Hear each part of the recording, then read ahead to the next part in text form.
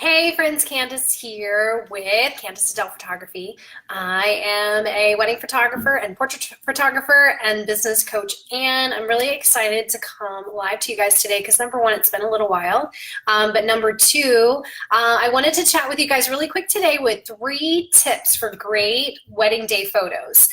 So I'm going to take you through 3 parts of the day where I'm going to give you some tips to make your photos fantastic.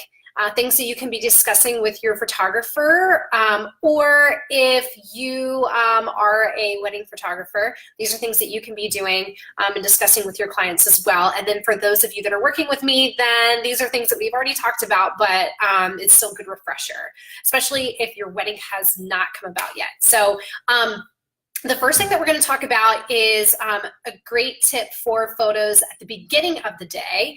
We're going to go through the beginning, the middle, and the end of the day for your wedding day. But number 1 tip is florals on your wedding day. One of the things that photographers love, and that I especially love, is having flowers ready when I get to the venue where I'm going to be photographing details and getting ready photos. What is awesome about having the flowers there is that we can take some of those flowers and use them to style details, get photos of the boutonnieres, get photos of the bouquets. Like, it's really great to have those there when we get to the venue because it really just takes those detail photos over the top. So that is my number 1 tip, making sure that those items are scheduled to be delivered when the photographer gets there. That's huge, huge, huge for really beautiful detail photos.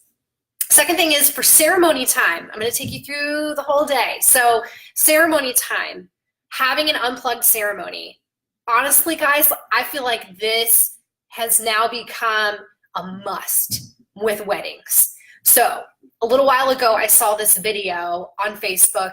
It was hilarious, but if it had been my wedding or a wedding that I was photographing, I would have been mortified. So the bride is walking down the aisle with her father. There are these beautiful floral hedgerows that are positioned on either side of the aisle. If you've seen this video, you know exactly what I'm about to say.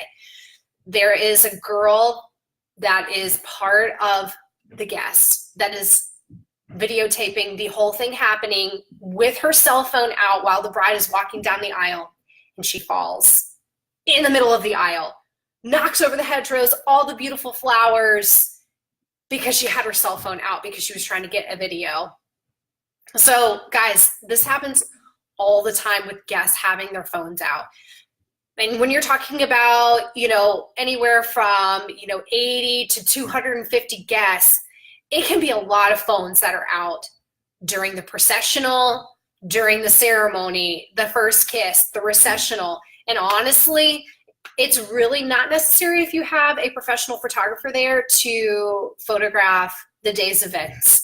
So I would highly recommend making sure that your officiant does an announcement to let everybody know that, hey, you've got professional photographers there. Go ahead and turn those cell phones off. And also having a sign. Inevitably, you're going to have a couple people that will have their phones out, but I would say you probably don't want people's cell phones in your pictures. Now, some people are going to say, well, that's what Photoshop is for. And yes, Photoshop is available for that. However, if you have a guest that stands in the middle of the aisle and completely blocks your couple from head to toe, it's kind of hard to Photoshop them out. So the best thing to do is just to make an announcement that this is an unplugged ceremony and you don't have to worry about it. It's awesome. And everybody can be fully present for your ceremony and you don't have to worry about the cell phones in your face or iPads. I've seen that too. Last thing, exits. So sparkler exits are really super popular, but there are other options, guys, if you don't want to do sparklers. Or maybe you have a really long reception with lots and lots of dancing and you want your photographer to stay till the end, but you're kind of like up in the air about it because you don't really know if you want to spend the money on the extra hours of coverage just to get that one photo at the end of the evening, but everybody's doing sparklers, so what do you do? So you have a few options. Number 1, don't have to do sparklers. What I've seen that's really beautiful is during the recessional after the ceremony is over, especially if it's an outdoor ceremony, throwing rose petals is beautiful, or even bubbles at the end. So you don't have to do the fire at the end of the reception after everybody has been having a really good time.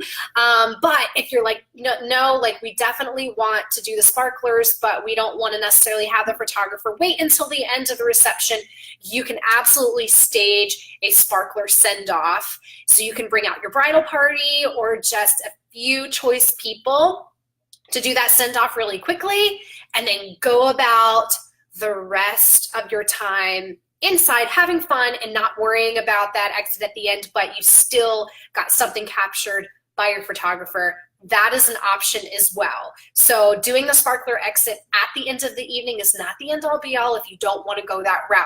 Tons of options. I've also had couples do ribbon wands, which are really cute and they photograph really well. I also had a couple once do different colored sprinkles that they threw. They had their ceremony and the reception on a farm, and sprinkles were a great option because number one, it wasn't fire, and number two, it was just sugar, so it would dissolve with the rain. So they didn't have to worry about like a crazy mess afterwards with like confetti and things like that. So that was a really awesome option for them. So lots of things that you can do with regard to the exits. Don't have to be sparklers, and you can do it earlier than maybe the very end of the evening to save yourself a little bit of time on the photography. So those are my 3 tips for you today for the beginning, the middle, and the end of the wedding day. And hopefully you guys found that useful, and have a wonderful, wonderful weekend. And I will talk to you next week. Bye.